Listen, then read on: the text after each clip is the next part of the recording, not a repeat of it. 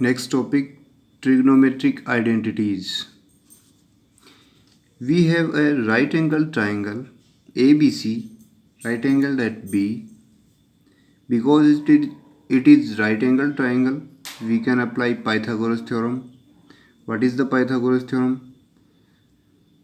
Square of hypotenuse is equal to sum of square of other two sides. So AB square plus BC square is equal to AC square.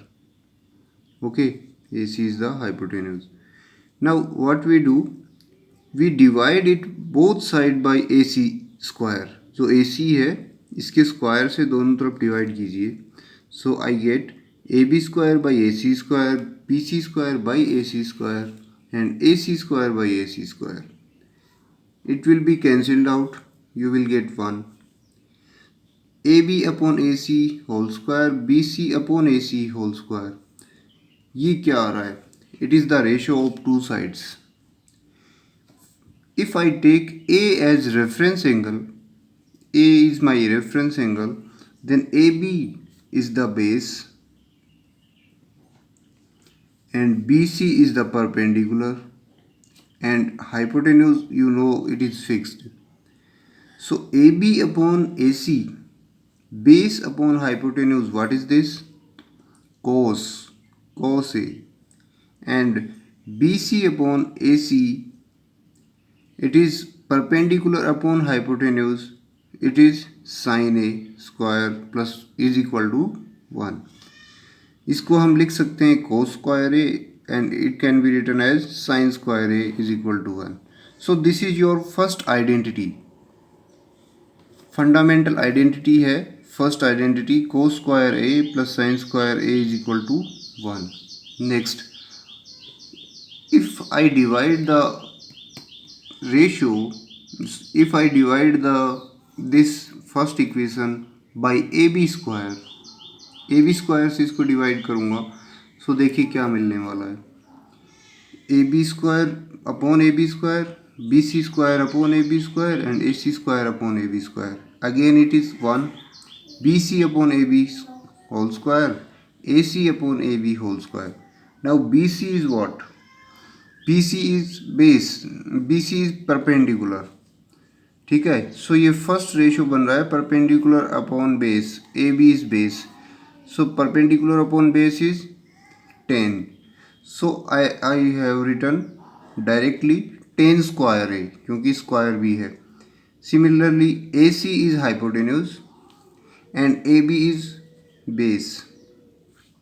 So hypotenuse upon base is sec A and square of it sec square A.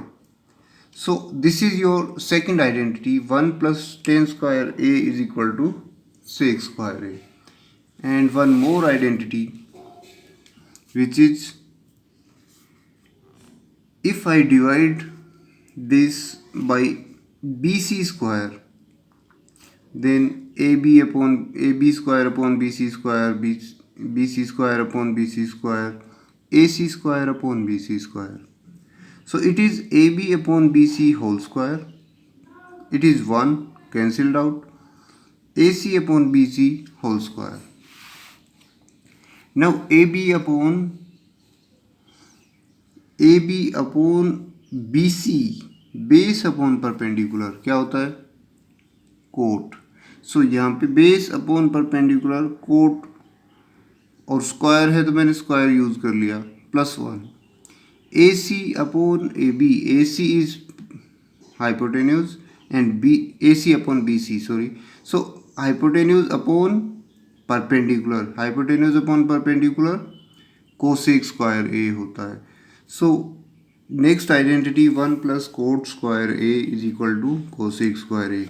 So you have three identities, cos square theta plus sin square theta equal to 1. अब हमें ज़रूरत पड़ेगी कई बार इनको एक दूसरे में convert करने की. जैसे if we are given cos square, we need sin square, so I can use cos square theta is equal to 1 minus sin square theta. या फिर मुझे sin square चाहिए, cos square चाहिए, sin square गिवन है तो sin square को I can write 1 minus cos square theta.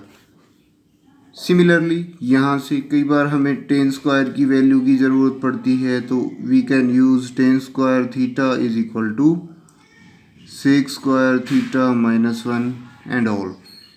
कई बार sec square theta minus tan square theta one बनाएगा। हम इस रिलेशन को हम घुमा फिरा के यूज़ करेंगे, हमें यही याद रखना है, इससे ये ऑटोमेटिकली आ जाएंगे। One plus coat square cosec square की वैल्यू आ गई, कोट स्क्वायर की वैल्यू भी हम फाइंड आउट कर सकते हैं in terms of cosec. So cosec square theta minus one like this. या फिर कई बार ये भी हम यूज़ करते हैं cosec square theta minus cot square theta is equal to one. So ये एक ही रिजल्ट तो एक ही है, हम अलग अलग तरीके से इनको यूज़ करते हैं। सो आपको ये तीन रिजल्ट्स याद कर लेने हैं और इन्हीं से हमें कई बार कोसेक से कोस स्क्वायर को साइन में लिखने की ज़रूरत पड़ती है, कई बार साइन को कोस में लिखने की ज़रूरत पड़ती है। Then we use these identities. Tan को सेक में लिखना है तो हम ऐसे यूज़ करेंगे, सेक को टेन में लिखना है तो ये यूज़ करेंगे, कोसेक को कोट में लिखना है तो ये यूज़ करेंगे एंड सो ऑन। सो इस तरीके से ये तीन आइडेंटिटी आपको ठीक से लर्न कर लेनी है, क्योंकि इन्हीं पर बेस्ड बहुत अच्छे अच्छे क्वेश्चंस आपकी बुक में भी हैं और आगे भी मिलने वाले हैं जिनको आपको सॉल्व करना पड़ेगा।